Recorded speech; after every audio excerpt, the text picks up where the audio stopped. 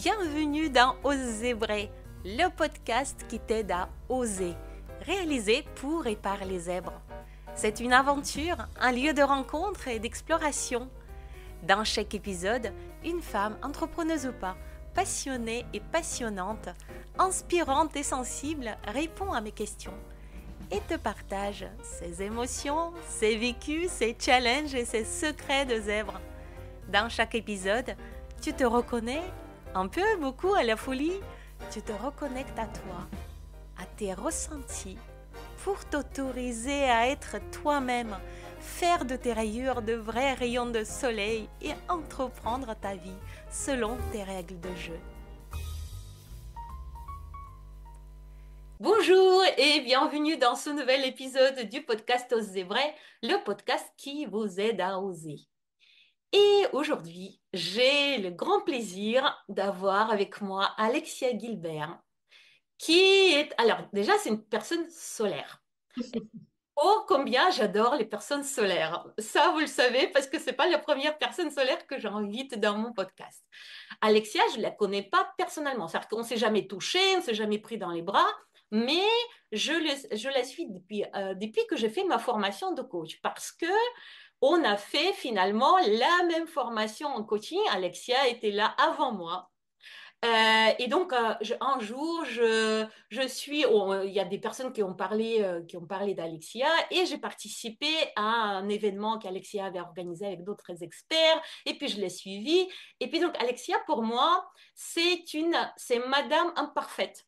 En fait, c'est quelqu'un qui aide. Enfin voilà, c'est mon image. Et Alexia, tu te présenteras juste après. Je te laisserai la place. C'est quelqu'un qui aide les autres à passer de l'état Madame parfaite, je veux que tout soit parfait, à imparfaitement soi. C'est ça que j'ai retenu de toi. C'est bien, bravo. Ça te va? J'étais bien là. T'as été parfaite, parfaitement imparfaite. Écoute, je te laisse te présenter comme toi tu l'entends. C'est toujours un petit challenge parce que je te demande de le faire en quelques mots. Ok, pas beaucoup de mots. Pas Déjà, beaucoup de mots. merci parce que les personnes solaires attirent des personnes solaires. Donc, tu en es une aussi, Vesselina, et j'ai grand plaisir à être sur ce podcast. Donc, merci. Et moi, je suis en effet Alexia Gilbert. Je suis une ex-madame parfaite. Je crois que, voilà, je peux dire ça. Et je vais expliquer, et c'est ce que je fais sur mes réseaux sociaux, comment je suis passée de cette madame parfaite à imparfaitement moi-même, c'est-à-dire de m'accepter telle que je suis, avec mes ombres et mes lumières, avec mes imperfections, et puis de m'aimer, tout simplement. Et j'accompagne les femmes à faire aussi ce chemin-là. Ça va? C'était assez concis? C'est super concis. Écoute, je te remercie pour ta présentation. Tu sais que dans ce podcast, on parle beaucoup de sensibilité, on parle beaucoup de la zébritude, on parle de tous ces parfois atypies. Est-ce que tu te trouves typique ou atypique? Eh ben, j'ai envie de te dire, jusqu'à il y a, allez, 4 ans, je me trouvais totalement typique, tout en me sentant atypique. Je pense que c'est ça qui est compliqué, c'est que j'avais l'impression d'être une madame tout le monde et en même temps d'être à côté de la plaque. Mais je ne me reconnaissais pas dans les atypies parce que pour moi, il y avait une seule atypie, c'était les HPI et je ne me considérais pas comme ça. Pour moi, c'était les surdoués et je ne suis pas surdouée, donc je n'ai pas d'atypie, donc je suis totalement dans la norme.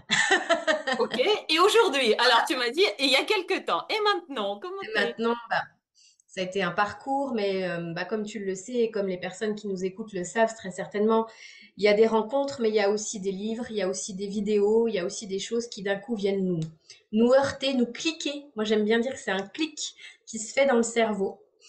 Et j'ai lu, je sais plus ce que c'était comme bouquin, mais qui parlait qu'il y avait les HPI, mais qu'il y avait les HPE, haut potentiel émotionnel. Et là, quelque chose en moi s'est dissous. Et mais je me reconnaissais dans tout ce qui était dit, dans tous les critères. Et je me suis dit, mais c'est peut-être pour ça que je me sens à côté de la plaque. Je suis peut-être pas HPI, mais je suis peut-être HPE. Et j'ai fait un petit test en ligne. Et bien sûr, le test en ligne a dit oui à 100%. Mais comme je me sentais encore très, très dans la norme, il a fallu que j'aille jusqu'au bout du bout. Mais comme certainement 100% des gens qui nous écoutent où on est toujours persuadé que non, c'est pas possible, c'est le test qui a dû se tromper. Je peux pas être haut quelque chose, tu vois, haut potentiel quelque chose. Non, non, c'est pas moi. Donc j'ai fait tout un bilan avec un thérapeute qui est sur Paris et qui est spécialisé dans les atypies. Et quand il m'a donné le bilan, j'ai compris que là, tout le monde ne pouvait pas se tromper à mon sujet et que très certainement, c'était la vérité que j'étais HPE. Et puis finalement, peut-être HPI, mais j'ai pas fait le test. Mais en tout cas, ça a été voilà l'atypie que je connais de moi aujourd'hui et que je peux nommer, c'est au potentiel émotionnel. Super intéressant cette histoire, je trouve. Je ne peux pas être au quelque chose. Non. Parce que ça, c'est, oui, beaucoup de mes invités, en tout cas, en parlent. Et les clientes autour de moi, forcément, disent non, c'est juste pas possible.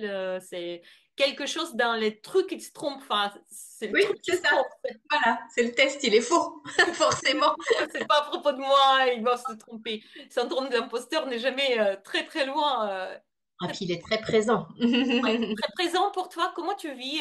Est-ce que le syndrome de l'imposteur, c'est quelque chose qui t'a accompagné? On vient dessus par hasard, voilà, Oui, c'est... on vient dessus par hasard. Il m'a beaucoup, beaucoup, beaucoup accompagnée. Ce serait mentir de dire qu'il ne m'accompagne plus, mais plus de la même manière, parce qu'aujourd'hui, je l'apprivoise, je lui parle, j'essaie de faire équipe avec lui plutôt que contre lui.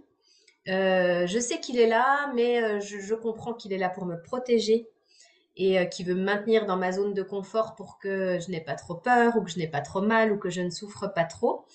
Et parfois, je lui dis que c'est OK, que je veux bien y aller quand même. Et puis, quand on passe une marche, un niveau, comme dans Super Mario, après, on arrive à passer au niveau suivant. Donc, j'y vais pas à pas, mais c'est vrai que par rapport à la femme que j'étais, quand j'ai commencé mon chemin de développement personnel il y a presque 10 ans maintenant, puisque c'était en 2015, ça n'a rien à voir. Et le syndrome de l'imposteur est beaucoup, beaucoup, beaucoup moins présent. Pas tout le temps, pas toujours dans les mêmes circonstances, mais ce serait mentir de dire qu'il a complètement disparu. Hmm. Est-ce qu'il y a encore des circonstances où tu sens qu'il est là? Ça, je te titille, je sais, mais oui, c'est intéressant. Ah écoute, je racontais hier à quelqu'un parce que j'ai eu la chance de monter sur la scène d'un TEDx et j'ai fait une conférence TEDx et je crois que là, c'est l'expérience de ma vie où j'ai eu le plus peur et où il y avait le plus le syndrome de l'imposteur et franchement, sur cette édition, il y avait des pointures, on était 14 conférenciers et il y a une femme qui a eu la Légion d'honneur là il y a pas très longtemps qui était avec moi sur la scène du TEDx. Donc, si tu veux, moi, je me disais, mais moi, je suis, voilà, juste une ex-madame parfaite. Moi, j'ai rien fait d'extraordinaire. Elle était à l'Institut Curie. Elle a inventé des pansements spécifiques pour les plaies, des trucs incroyables. Il y avait un architecte qui a travaillé sur les Boeing. Et moi, j'étais là au milieu. Et tu te dis, mais qu'est-ce que je fous là? Tu vois? Là, le syndrome de l'imposteur, il était archi présent. Puis du coup, il me coupait tout. J'avais tellement peur que j'oubliais mon texte. Enfin, je m'en suis bien sortie. Comment t'as Mais fait? Oui. oh là là, comment j'ai fait? J'ai travaillé, travaillé, travaillé, travaillé. Je me suis fait accompagner aussi par une coach qu'on connaît toutes les deux, Ambre. Voilà, en prise de parole en public. J'ai beaucoup travaillé. J'ai aussi vraiment utilisé la respiration. Hmm. Et puis une fois que je m'étais promis, je m'étais dit, ça va durer 20 minutes. Donc c'est 20 minutes où il faut que tu kiffes parce qu'après tu vas trop le regretter.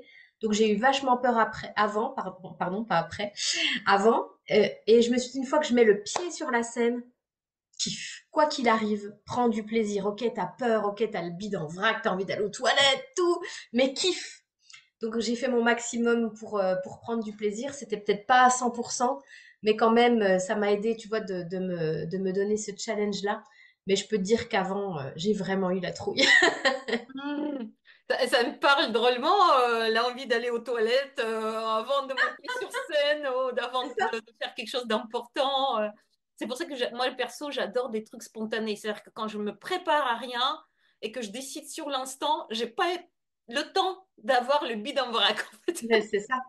Mais en fait, ce qu'il faut se dire, parce que moi je le savais pas, alors peut-être que les gens ne le savent pas non plus, mais moi j'étais persuadée que les gens qui faisaient un TEDx, ils avaient un prompteur, parce qu'on voit la petite télé devant leurs pieds là. Donc moi je me disais, quand j'ai dit oui à cette aventure, je me suis dit, mais de toute façon, au pire, Alexia, t'as un prompteur. Et quand on est arrivé et qu'on nous a dit, mais non, en fait, il n'y en a pas, la petite télé, c'est le temps, c'est le temps. Et là, mais c'était affreux, quoi. Et donc, pour un TEDx, il faut apprendre son texte par cœur et on n'a pas droit à la spontanéité, quoi. On apprend son Mhm. texte et puis on le récite, quoi. Donc, le plus naturellement possible. Mais en tout cas, il n'y avait pas de filet, quoi. Sans filet en plus. Sans filet. Waouh. Ouais, impressionnant. Et tu as dit que c'était challengeant. Enfin, j'ai compris que c'était super challengeant. Ouais. Est-ce qu'aujourd'hui, il y a d'autres challenges, Alexia, qui sont encore les tiens dans la vie quotidienne, dans ta partie pro, qui peuvent avoir un lien avec ce haut potentiel émotionnel et sensible, en tout cas, c'est ce que j'entends.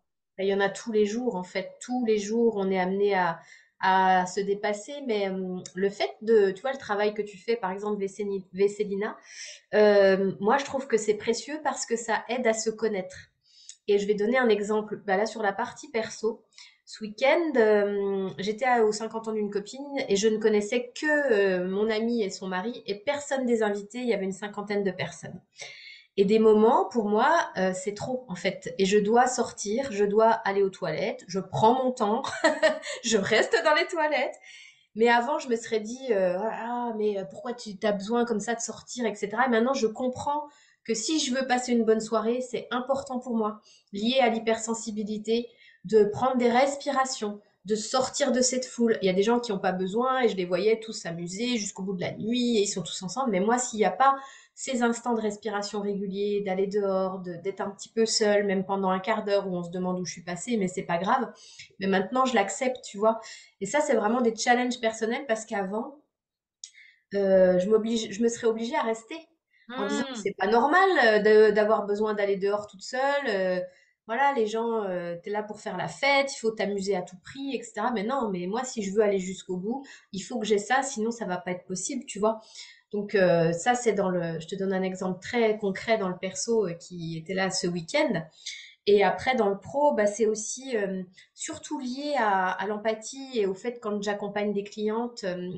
Là, j'ai une cliente pareil qui est venue en immersion océane, c'est-à-dire pendant 3 jours en immersion chez moi parce que moi j'ai des gîtes. Donc je suis avec elle pendant ces 3 jours et je suis intriquée avec cette personne quand je l'accompagne. Tu vois, il y a plus trop la distance professionnelle dans le sens où t'es pas derrière un bureau. Moi, je suis avec elle, on est allé faire des rituels sur la plage, on a mangé ensemble. Donc, il y a vraiment quelque chose de très fort qui se crée. Et je suis tellement en empathie que moi, je prends toutes ses émotions, j'allais dire sa souffrance, mais comme tout le reste, comme les joies, comme tout. Donc je sors des 3 jours, mais je suis vidée en fait parce que j'ai fait mon travail d'accompagnement, de thérapeute, de coach, mais j'ai aussi toutes ces émotions m'ont traversée. Et ça, c'est un challenge aussi. Et pareil, avant, je me serais dit, mais c'est pas normal, en fait, t'es pas professionnel, tu dois être à distance. Mais je m'en fous, en fait, de ça. Enfin, excuse-moi de parler comme ça, mais maintenant, non, non. C'est ma manière d'accompagner et c'est comme ça que j'accompagne très bien et c'est comme ça que les clientes reviennent à moi parce qu'elles apprécient ça, parce que je suis vraiment avec elles de tout cœur, de tout corps, de toute mon âme, tu vois. Tu imagines pas le nombre de pop-up qui se sont ouverts dans ma tête pendant que tu parlais. Je me suis... Ah Mais ouais, partout, tu sais, les tiroirs qui s'ouvrent de partout. Je me suis dit, tiens, la vidéo que je venais de sortir sur YouTube, c'était sur les besoins. Tu sais, comment comprendre ces besoins et comment les suivre pour ne pas suradapter justement à cette norme qui te demande d'être comme tout le monde et où toi, tu te sens du coup à la ramasse parce c'est que tu ça, n'y arrives pas et que ça ne te correspond pas. Et une autre vidéo où j'ai parlé de ce côté besoin justement des zèbres. Pourquoi on pense qu'ils sont associables ou asociales ou sauvages un peu, tu sais, un peu, bah, par exemple, ce côté toilette, ce ouais, côté sortir de grands groupes parce que besoin de souffler, respirer, c'est trop d'émotions, trop de ressentis. Voilà, ça c'est ouvert. Mais il y a un autre pop-up qui s'est ouvert, c'est par rapport à la plage. Euh, je sais, on en a parlé la dernière fois quand on s'est retrouvés là après de ouais, longs finalement mois où on ne s'est pas vu, oui, on a papoté un off, que tu viens de déménager il n'y a pas si longtemps. Qu'est-ce ça qui peut a se- fait que tu voulais déménager? Comment était né ce rêve? Et est-ce que le haut potentiel émotionnel y est quelque part dedans? C'est quoi le... Voilà, C'est une histoire de fou en fait, enfin de fou, non. C'est une histoire que je vais raconter le plus synthétiquement possible. En fait, à chaque fois que j'allais en vacances au bord de l'océan, je n'arrivais pas à revenir. Mais en fait, c'était physique, mais aussi il y avait comme si un petit bout de mon âme restait là-bas à chaque fois, et comme si c'était un déchirement. Bon, puis tu sais, sur le moment, tu essaies de rationaliser, puis tu te dis c'est normal, je suis en vacances, je n'ai pas envie de rentrer, da da da. Mais en fait, ça me le faisait que au bord de l'océan. Et les dernières vacances avec mon mari, on était en Bretagne et je lui dis écoute, mais c'est plus possible, cet appel de l'océan, il faut que je l'entende. Ça fait trop d'années que je le mets de côté. Peut-être que ça serait chouette en fait, qu'on s'en aille. Et on est originaire de Franche-Comté. J'ai toujours vécu en Franche-Comté. Et c'était mon ancrage, hein, et ça serait peut-être bien qu'on déménage, qu'on ait d'autres projets. Puis j'ai de la chance d'avoir un mari qui dit OK et qui est partant. On a aussi de la chance d'être tous les deux entrepreneurs et de plus avoir d'enfants à la maison, ils sont grands, donc c'était notre projet à nous. Et en fait, on a commencé à chercher, mais il y a eu le premier confinement. Et ça nous a stoppé dans notre élan par rapport à nos parents qui sont vieillissants en disant ouais, mais si on est loin, comment ça va se passer, etc. Donc on a commencé à chercher plutôt dans le Jura, au bord des lacs, en se disant bon, ça va être au bord de l'eau, ça sera pareil. Mais en fait, l'énergie n'a rien à voir. Rien à voir entre l'océan et les lacs du Jura, tu vois, même si c'est très beau, hein. Et en fait, ça fonctionnait pas, on trouvait pas. Puis tu sais, quand ça veut pas, ça veut pas. Ça veut pas, ouais. Et un jour de février, je dis à mon mari, écoute, on arrête, on revient au projet initial. Le projet initial, c'était l'océan. Donc ni une ni deux, il est allé chez Cultura, il a ramené une carte de l'ouest de la France, puis il m'a dit, bah tu veux aller où? Alors on a posé nos critères, et puis de là, eh ben, on a commencé à chercher sur le bon coin, on avait repéré des maisons, on est venu 2 fois, on connaissait rien à la Vendée, hein.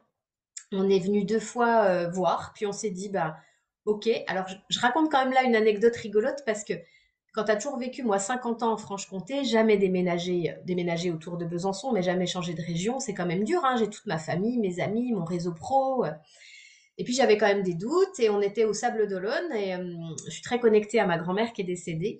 Et je dis à ma grand-mère, bah, écoute, ça serait bien que tu m'emmènes un signe, mais un signe très clair que c'est bien ça que je dois faire, ce choix-là que je dois faire et que je dois déménager ici.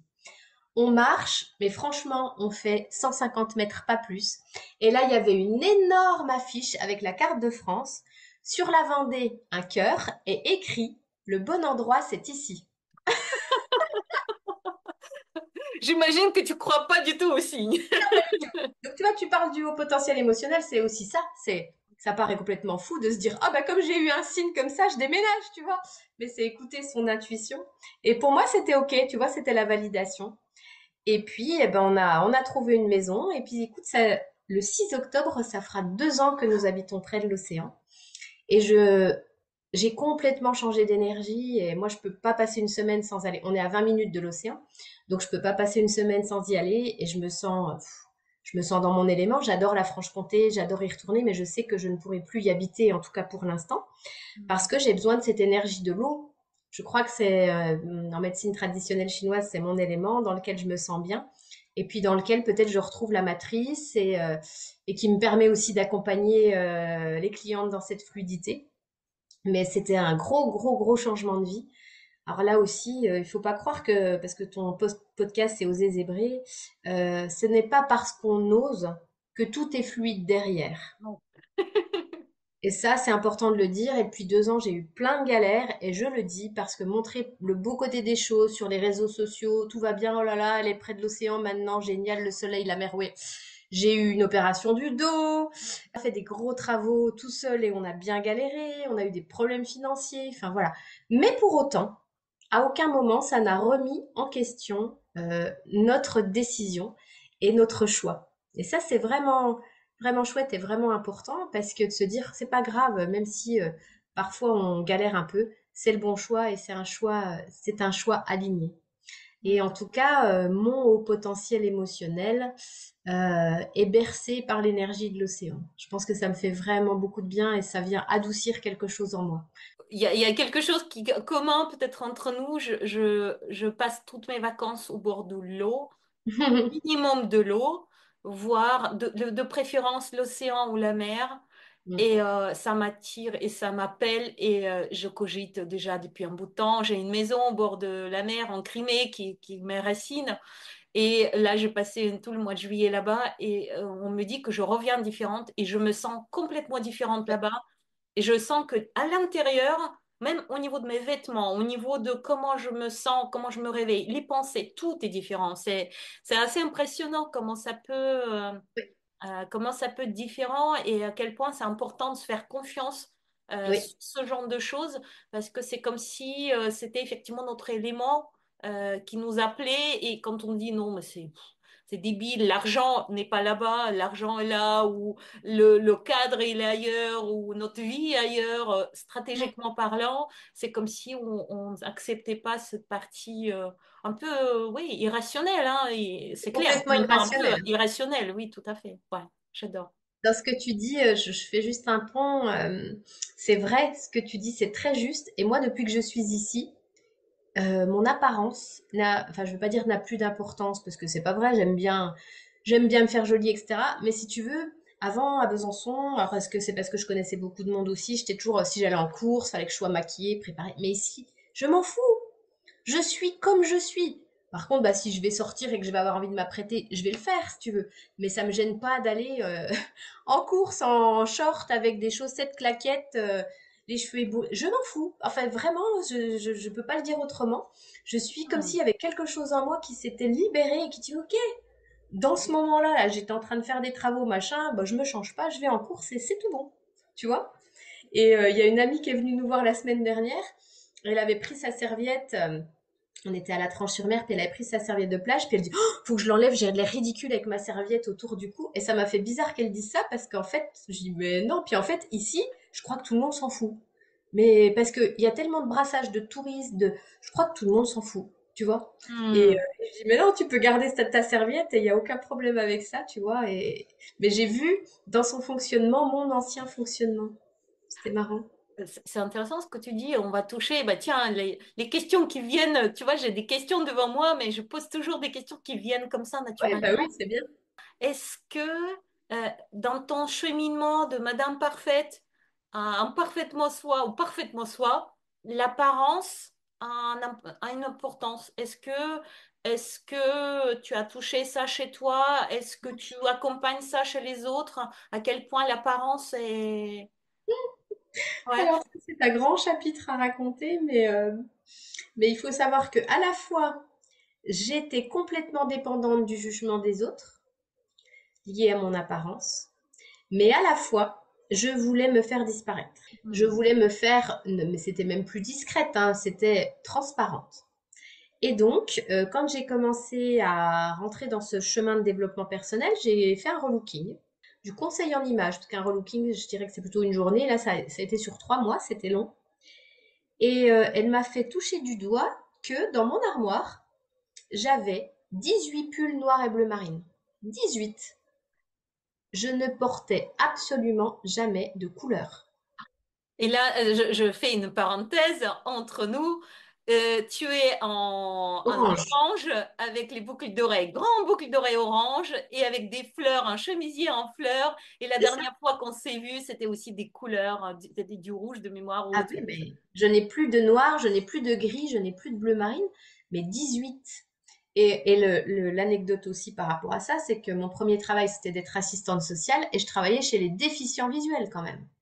Pour quelqu'un qui ne veut pas se faire voir, c'est magnifique, tu vois. Je veux dire, entre le noir et les déficients visuels, on risquait pas de me voir. Et tu te dis, mais c'est complètement fou. Donc à la fois, j'avais peur du jugement, puis encore plus puisque je me cachais complètement, même dans mes vêtements.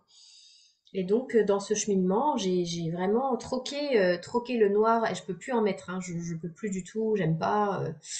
Même les soirées, je me dis, mais quand on va dans des soirées, les gens pourraient être bien habillés, on s'habille en noir. Mais quelle horreur! Quelle horreur! Je veux plus. Moi, je mets des paillettes. Enfin, et là, quand on arrive en hiver, j'ai une fille que je suis là sur les réseaux, qui est conseillère en images, c'est ce qu'elle a montré. Elle a filmé dans les magasins actuellement. Elle met, j'ai envie de chialer. Tout est noir, gris, bleu marine, marron. Mais quelle tristesse, c'est l'hiver qu'on a besoin encore plus de peps, de joie, de... Pourquoi on s'obstine à porter du noir, du marron, du gris? ou au moins la sortir avec des couleurs, quoi. Et je pense que ça fait partie aussi, tu parlais de l'apparence, bah, voilà, quand on met de la couleur, des fleurs, des motifs, ben, on n'ose pas se faire voir, tu vois. On veut se Hmm. faire disparaître. Et justement, quand ma cliente est venue l'autre jour à l'immersion océane, c'était pas prévu, mais on est passé dans les magasins, puis je lui ai fait essayer des choses qu'elle aurait jamais essayées. Et son regard porté sur elle quand elle s'est vue dans des vêtements différents avec de la couleur, elle avait du jaune, elle était solaire, rayonnante. Moi, du coup, elle les a achetés. Bon, c'était peut-être pas prévu dans son budget, mais peu importe, elle était tellement contente parce que malgré tout, ça fait partie de notre transformation.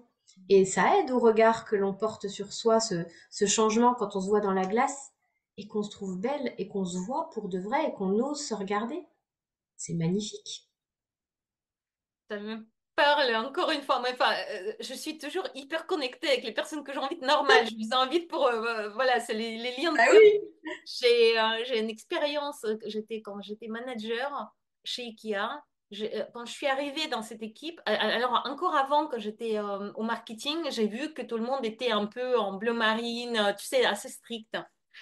Et très marque, tu vois, très marque. J'étais Ouais. complètement dépareillée, j'arrivais de Russie, je comprenais pas ce que ça voulait dire des marques, quelles marques, enfin je les connaissais pas. Bon bref, on me regardait un peu comme un vilain petit canard. Heureusement, c'est pas duré longtemps. Mais chez Ikea, en fait, j'ai même changé de garde-robe. C'est-à-dire, je me suis dit, pour les réunions, il faut que je Ah oui. m'achète des trucs qui sont un peu plus correspondants. Or, moi, j'adore les couleurs.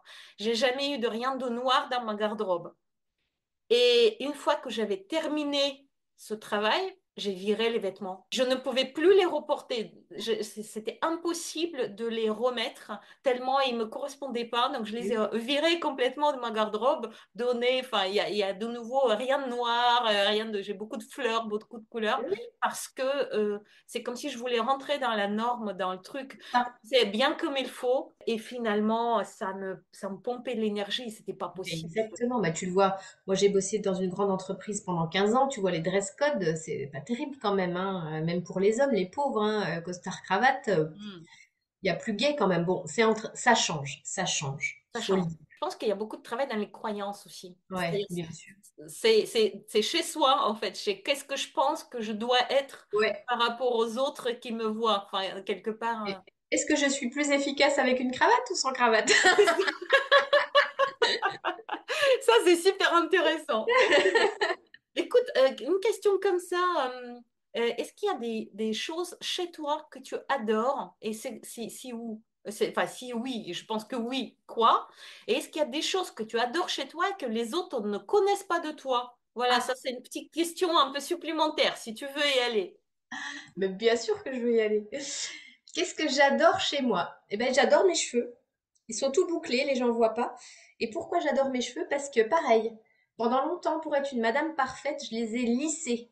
Ah là là. Lissés, lissés, coupés tout court. J'essayais aussi de contrôler, je contrôlais tout, donc même mes cheveux.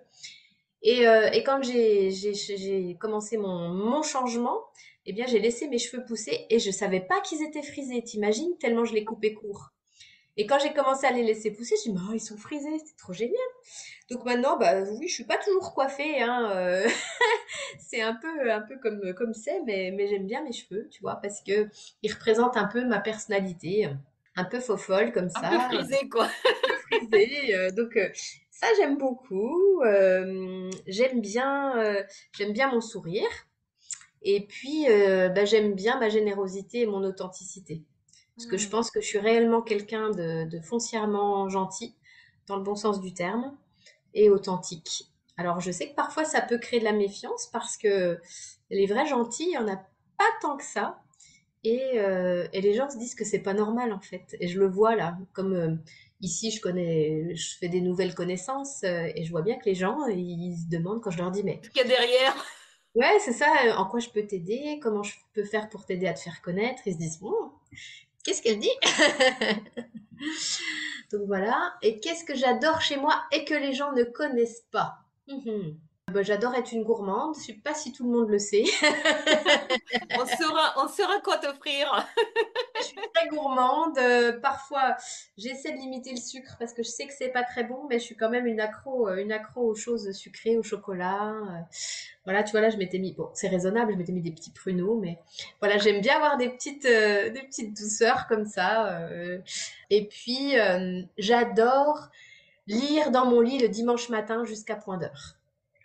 Ça, Hmm. c'est mon grand kiff. Le dimanche matin, j'ouvre mes volets, je prends un thé, je me cale dans mon lit et alors lire jusqu'à midi, pas sortir du lit et du livre.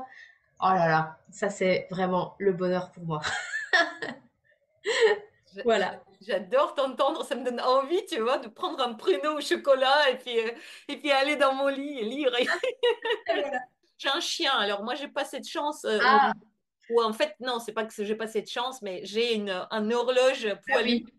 Bah, qui demande d'être sortie et j'adore aussi ce moment où elle me dit, bon, bah, ça y est, ça va là, ça suffit là de faire grasse mat ou de faire tes trucs ou de faire travail. Elle est ma coach en lâcher prise, donc elle me gère pour que je sorte avec elle ou que je joue avec elle. Donc c'est, voilà, alors c'est moi l'avantage c'est que j'ai un chat, donc le chat au moins tu peux juste te lever, ouvrir la fenêtre et puis t'es tranquille. Voilà. carrément, Mais après c'est pas les mêmes relations non plus qu'avec un chien.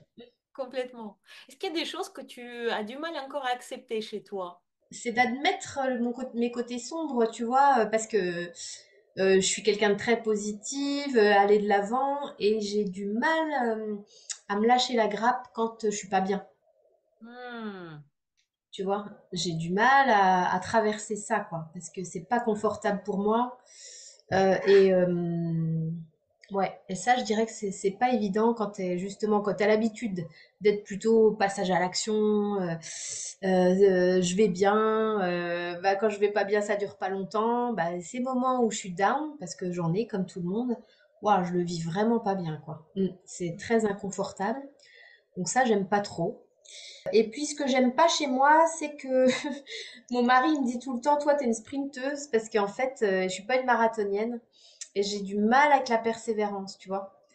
J'ai du mal, par exemple, là, à chaque fois, je me dis, bon, allez, tes publications, 3 fois par semaine, lundi, mardi, jeudi, samedi, ça dure 15 jours, la troisième semaine, j'ai déjà arrêté, tu vois. Ça, c'est la discipline, la persévérance. Je vais persévérer sur des choses, mais pas tout, quoi. Donc, ça peut me desservir aussi. Tu imagines pas à quelle fois ça me parle, mais on n'en a pas parlé en plus en off de tout ça.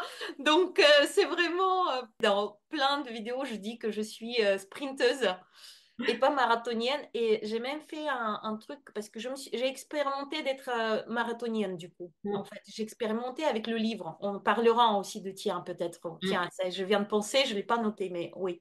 Et j'étais marathonienne dans ce livre. Et en fait, le fait de garder focus trop longtemps, bah, en fait, moi, finalement, ça ne me correspond pas. C'est aussi quelque chose. J'ai réussi, mais à mm, quel prix? mm, Et du coup, je sais qu'aujourd'hui, par exemple, je sais que je ne sors pas mon programme de 6 mois aux Zébrés pour le moment, parce que c'est un programme de 6 mois et que je préfère accompagner en courte période. Là, je parle de l'alchimie de l'efficacité qui dure 6 semaines. 6 semaines, je peux. 6 mois, c'est plus difficile pour moi-même. C'est comme si j'avais aussi... alors, je me posais des questions très longtemps. Est-ce que c'est le peur d'engagement? Est-ce que c'est, tu vois, des choses comme ça? J'ai cherché et en fait, c'est vraiment, je pense que c'est vraiment l'énergie et cette envie de renouvellement quelque part. Je sens en moi un renouvellement et j'ai besoin de le suivre et c'est OK. Je suis lanceuse. Moi, je me dis, moi, je suis lanceuse. J'adore lancer des choses. En mm. revanche, ensuite, les maintenir, ça me demande un énorme travail. J'avais lancé, c'est l'une de mes erreurs, la tribu aux zébrés, que je voulais que ça soit un abonnement. Je Mm. l'ai arrêté au bout de 2 mois.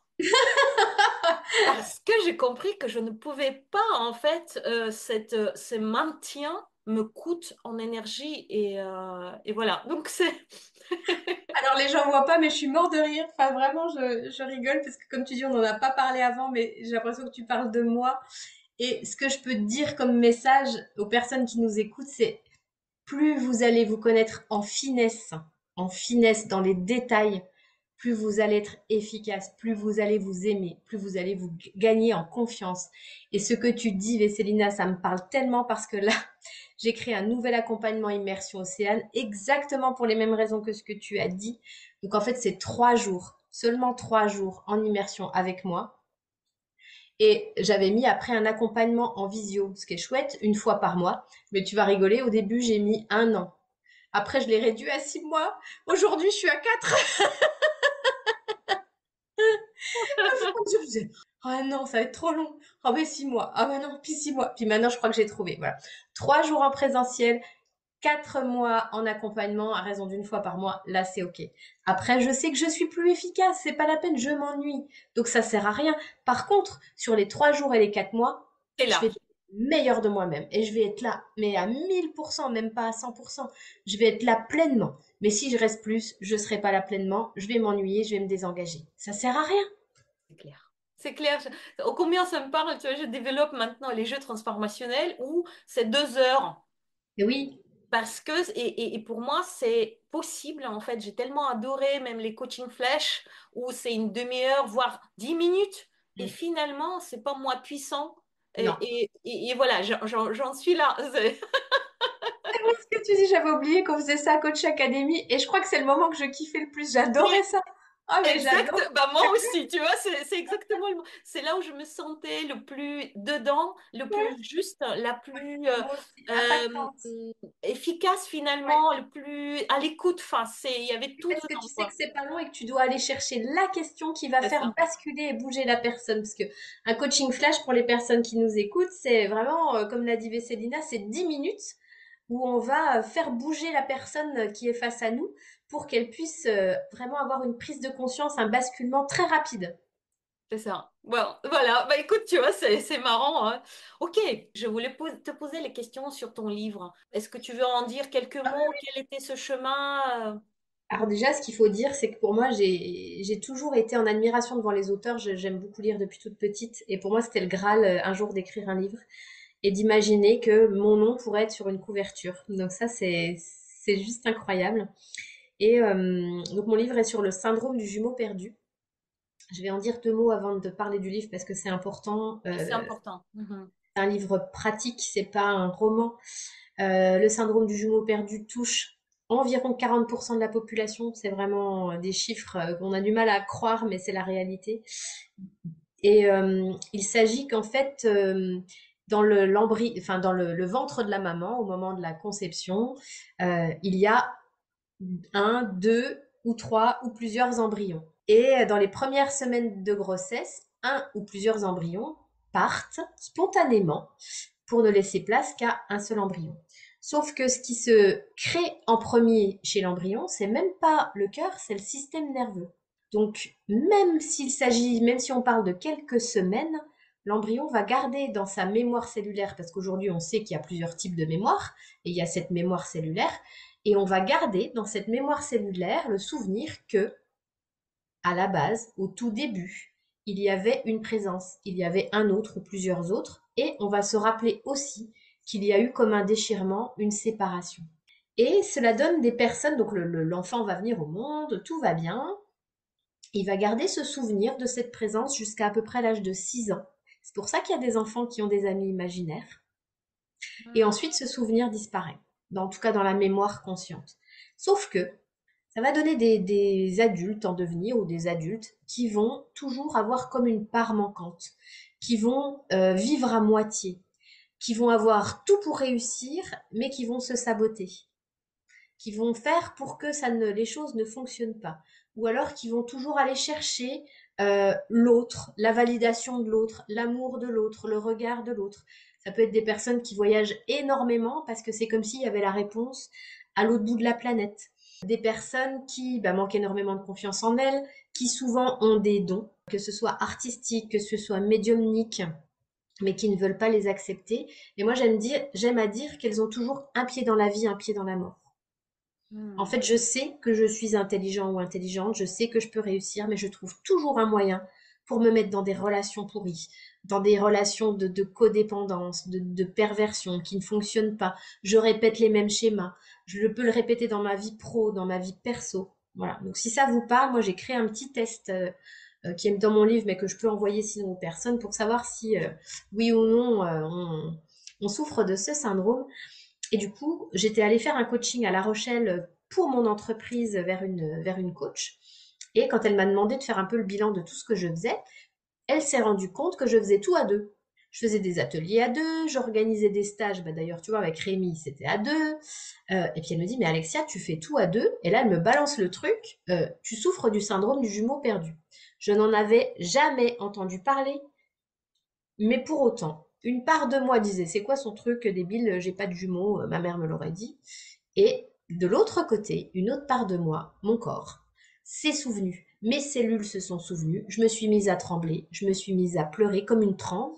Et c'était trop bizarre d'être dissociée à ce point, de voir cette part qui observe et qui dit qu'est-ce que c'est que ce truc, et l'autre part qui dit ah, enfin, enfin quelqu'un met des mots, reconnaît ce que je vis, ce que je ressens.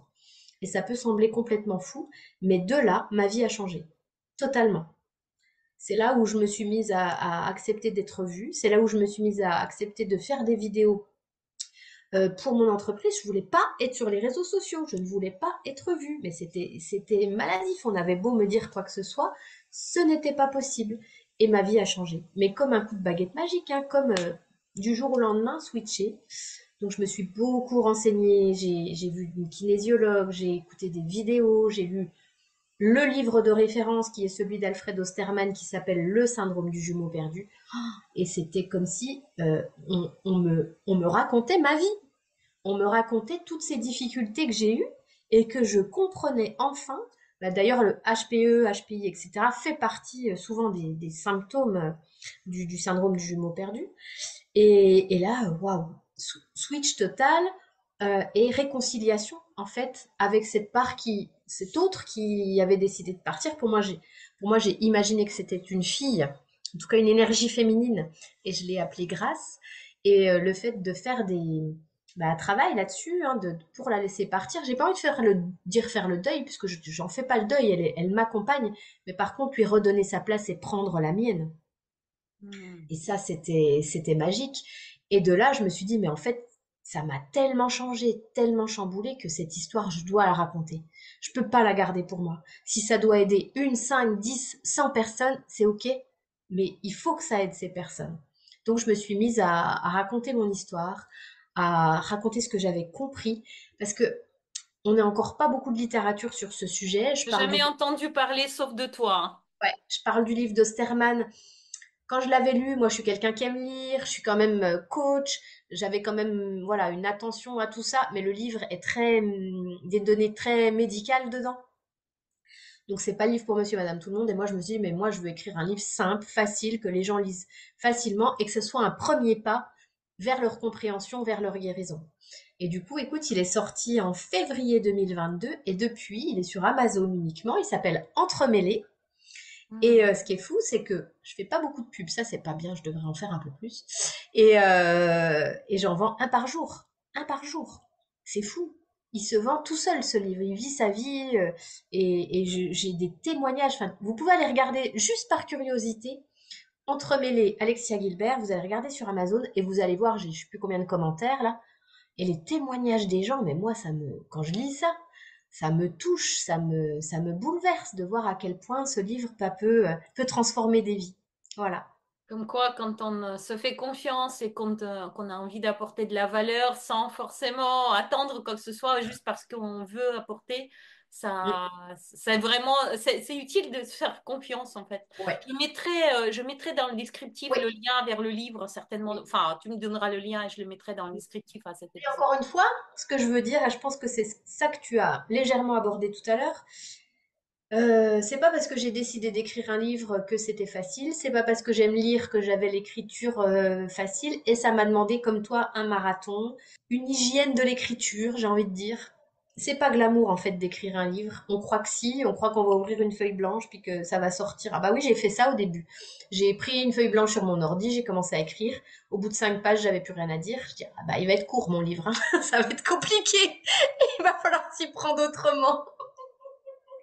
Donc là, encore une fois, comme j'ai vu que j'y arriverais pas et que j'y arriverais pas toute seule, j'ai pris une coach en écriture de livre et je me suis fait accompagner et ça m'a aidé à aller jusqu'au bout parce qu'encore une fois, je pense que j'aurais lâché si elle n'avait pas été avec moi. Et aussi, ce qui était difficile, c'est que j'ai mis mes tripes au monde et que mes parents et que ma famille allaient lire des choses de moi que je n'avais jamais dites à personne et que là, on se met à poil, excuse-moi de parler comme ça, et que tout le monde, n'importe qui que tu vas croiser dans la rue et qui aura lu ton livre, va savoir ton histoire, ton intimité. C'est chaud, hein. Mais en même temps, grâce à ce travail-là, je me suis dit que c'était super important, que ce qui était plus important encore, c'était d'aider les personnes qui vivaient ça à cette transformation. Mais waouh, ça demande un sacré travail sur soi, ça demande un accouchement de soi et c'est pas facile, hein. T'en sais quelque chose. Ouais, je vais passer sous silence parce que j'en parle suffisamment et j'en ai parlé dans mon canal Telegram de l'accouchement que j'ai eu avec le mien. Et moi, j'ai encore des séquelles d'accouchement. Il y a eu Ah une ouais. épisiotomie, il y a eu plein de choses et des problèmes de santé qui sont venus, enfin, qui sont arrivés et encore des insomnies et des angoisses et tout un tas de choses. Donc, je n'aurais jamais dit qu'écrire un livre peut être aussi bouleversant comme expérience. C'est vraiment une expérience initiatique et plus encore. Enfin voilà, je vais m'arrêter là. J'en parlais tout le long en fait de l'écriture sur mon canal Telegram et encore aujourd'hui j'en parle et tous mes accompagnements ont changé depuis parce que je veux plus la même chose. J'ai vraiment à l'intérieur de moi il y a des choses qui ont beaucoup changé. C'est chouette cette authenticité et montrer cette vulnérabilité parce que franchement, de l'extérieur, tu te dis, ok, la nana, elle fait des conférences, elle a écrit un livre, elle a fait un jeu, elle a fait un TEDx, ouais, c'est cool, facile quoi. Mais le travail sur soi que ça demande, l'intériorisation, le boulot, la déconstruction. Donc oui, il faut oser, mais il faut aussi oser accepter que ça va être dur, hein, que ça, le chemin, il va pas être tout facile. Mais par contre, après, on en sort grandi, on en sort, euh, on en sort heureux, on en sort transformé, on a envie de contribuer encore plus. Mais il faut arrêter de croire que tout est simple. Quand on voit les gens comme ça avoir réussi quelque chose, regardez le chemin qu'ils ont parcouru. Carrément, je dis toujours, on voit la vitrine et pas l'arrière-boutique. Ouais, c'est ça, c'est ça. Et c'est vraiment ça. Et c'est chouette que tu partages sur ton podcast, sur ta chaîne YouTube, sur différents canaux, Telegram, etc., pour montrer cet autre côté. Parce que sinon, on s'imagine trop qu'on claque des doigts puis que tout est simple, quoi. Mais c'est pas vrai. Carrément. Et je pense que en fait, moi, je vois qu'on est encore dans cette vision. euh, Si je suis efficace, si je suis assez, si ça va être facile et simple. Et on culpabilise quand ça devient compliqué. On se Mm. dit, c'est moi qui merde. Moi aussi, j'ai ce langage. C'est moi qui pas assez, c'est moi qui pas à la hauteur. Les autres y arrivent, encore ce regard des autres et comparaison, et moi, j'y arrive pas. Et moi, ma mission, clairement, c'est déculpabiliser. Et mon livre est déculpabilisant. Et il y a beaucoup d'humour. Parce que c'est en fait, on pense que les autres arrivent mieux, mais non. Et donc, lâche-toi la grappe. C'est OK, tout va bien, tout va bien. C'est juste, tu vas merder une fois, deux fois, trois fois, C'est dix ça. fois, tu vas pleurer, tu vas y laisser les tripes. Et tout le monde le fait. Et ceux qui ne le font pas, bah, tant mieux pour eux. Et ils laisseront ailleurs. Mais c'est OK, tout est OK, c'est bon pour soi. Et l'essentiel, c'est de juste comprendre qu'est-ce qu'on veut et s'engager pour soi quelque part. Écoute, on se dirige vers la fin du podcast. J'ai une question que je pose à toutes mes invités, toutes. Si tu avais la possibilité de d'envoyer un message à Alexia, petite fille, ou Alexia du passé, jeune ou petite, n'importe quel âge, qu'est-ce que tu pourrais bien lui dire? Ah, c'est émouvant ta question, hein. Ça dépend les âges, tu vois. À la petite, toute petite, j'ai envie de lui dire, eh, t'as vu, on a sacrément réussi, hein. On a bien avancé toutes les deux. Et ça, c'est chouette. Mais celle qui est restée longtemps dans des relations qui ne lui convenaient pas, celle qui s'est fait malmener et maltraiter, c'est encore très douloureux pour moi. Hmm. Et j'ai encore mal à elle, tu vois. Et j'ai encore mal à ce que je me suis fait vivre. Et je me dis que, punaise, si j'avais su que ça pouvait être différent, si j'avais osé et si j'avais accepté de me faire bien accompagner, j'aurais évité bien des souffrances. Alors je sais qu'elles sont utiles, je sais qu'elles font partie du chemin initiatique, mais quand même, on se fait vivre des sacrés trucs, quoi. Hmm. Donc, j'ai envie de lui dire de bien regarder qu'au bout du tunnel, il y a la lumière et qu'elle regarde plutôt la lumière que le tunnel. C'est beau ça, c'est magnifique. Mais tu sais, la question, elle n'est pas finie. Et si tu Ah, avais la possibilité de dire quelque chose à Alexia, allez, là, je choisis l'âge de 80 ans. Qu'est-ce que tu as envie de dire à cette Alexia, vieille dame ou plutôt dame âgée ou sage, comme tu veux, 80 ouais, ans? Tu ouais, dirais quoi? 80 ans. Qu'est-ce que Bah, tu as envie de dire? t'as bien vécu, t'as bien rigolé et surtout, bravo pour ta contribution. Ah, génial. Parce que là, aujourd'hui, je vais avoir 52 ans demain. Oh, ça, je savais pas en plus. Ouais, 52 ans demain. Wow. Mais j'ai envie de dire que dans les années qui me restent à vivre, je ne sais pas combien de temps ça va durer. Je souhaite que ça dure jusqu'à 80 ans. Vraiment, ce que j'ai envie maintenant, c'est de contribuer. Et c'est pour ça que j'ai dit oui à ton podcast. C'est pour ça que je dis oui à plein d'expériences comme ça. Parce que j'ai envie que une personne, deux personnes, trois personnes entendent mon message. Et que c'est possible. Et je vous jure, si vous m'aviez connu, là, même il y a 9 ans, même pas 10 ans, 9 ans, vous ne m'auriez pas reconnu. Je mets souvent les photos de moi avant sur les réseaux sociaux pour montrer la transformation physique et intérieure. Et quand vous vous dites c'est pas possible, ben regardez, regardez les différents parcours. C'est possible à partir du moment où vous le voulez vraiment, avec tout votre cœur, avec toute votre âme. Donc c'est Alexia du futur. J'ai envie vraiment qu'elle puisse se dire à la fin de sa vie qu'elle aura contribué au changement positif, à ce que les femmes prennent leur place, prennent leur pouvoir et arrêtent de le donner aux autres.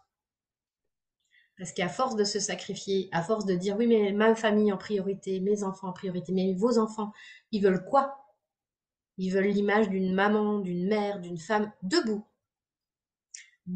et qui soit dans la légèreté, dans la joie. C'est ça qu'ils veulent. Donc si vous voulez leur donner ça, mettez-vous en priorité. Voilà. Et j'ai envie de contribuer à ce changement de mentalité. Quel magnifique message, tu sais. Ça me fait beaucoup penser ton message au 8 mars, où on parle beaucoup droits de femmes, etc. Et j'ai toujours dit, et je suis tellement d'accord avec toi, et je te soutiens à 1000%, si la femme elle-même ne prendra pas sa place, on a beau les mettre dans les codires, on a beau faire des quotas, on a beau lui donner tous les droits, en fait, c'est elle-même, elle décide pas les prendre, cette place, elle ne décide pas la prendre, ça marchera jamais, en fait. C'est toujours bancal. Enfin, voilà, Et j'en tu vois, suis persuadée. ça sera le mot de la fin parce que moi j'interviens souvent le 8 mars sur le leadership au féminin et je suis intervenue cette année dans une grande entreprise et j'ai commencé ma conférence en disant que j'étais bien désolée d'intervenir pour le 8 mars Hmm, parce que c'était bien dommage qu'on ait besoin d'un jour pour que les femmes prennent leur place et reconnaissent qu'elles ont des droits. Et on m'a applaudi hmm. parce que c'est bien dommage qu'on ait besoin de cette journée pour rappeler aux femmes et aux autres que c'est la journée des droits des femmes, hein. C'est pas la journée des femmes, attention. Et c'est bien dommage d'avoir besoin d'une journée pour le rappeler. Carrément. Ça sera le mot de la fin parce que sinon je peux raconter encore plein de trucs. Alors, ce ne sera pas le mot de la fin parce que j'ai décidé de te poser une dernière question. Punaise, je crois que c'était la dernière, t'as dit. Et t'as vu, c'est pas la dernière. J'ai envie de nous arrêter sur un kiff. Ton kiff actuel, Alexia, en 2 mots. Qu'est-ce que Mon kiff tu kiffes en ce moment? mon Perso, pro, n'importe ton kiff. actuel en 2 mots. Bah écoute, mon kiff actuel, c'est que je vous ai dit que j'étais du 3 octobre, mais ma fille est du 4 octobre. Et pour le 4 octobre, je serai avec elle pour son anniversaire parce que ma fille vit aux Pays-Bas. Mais cette année, on va être ensemble pour son anniversaire et c'est mon super grand kiff. Voilà, Alexia, je te remercie beaucoup d'être venue dans cet épisode, dans ce podcast. Merci pour avec joie. ton Merci à partage, toi. pour toutes tes clés, pour tout ce que tu as partagé, très personnel. Merci pour la contribution. J'irai lire ton livre. Je l'ai pas lu. J'ai vaguement entendu parler et pour moi, je savais même pas de quoi il s'agissait. J'ai entendu le nom de syndrome, mais pour moi, c'était enfin voilà, rien à voir avec moi parce que bah non, j'ai pas de jumeaux. Enfin, il y a rien de. Et en fait, j'irai voir. Euh, merci pour ton côté Merci à solaire et tous toi. les grands rires qu'on a pu partager. Merci beaucoup, j'ai adoré ce moment. J'espère que les personnes qui écoutent l'adoreront aussi. T'es dans la nature maintenant. Voilà.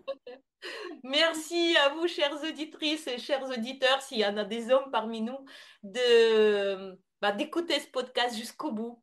J'espère que cet épisode vous a plu. N'hésitez pas à le partager aux personnes où vous pensez il peut apporter quelque chose parce que notre objectif, et Alexia et à moi, c'est de contribuer. Si vous avez envie d'en parler de ce podcast, parlez-en. Ça pourrait toujours apporter encore plus de valeur aux autres. Et puis, moi, je vous attends pour le prochain épisode dans 2 semaines. À très bientôt. Belle, belle journée. Ciao, ciao.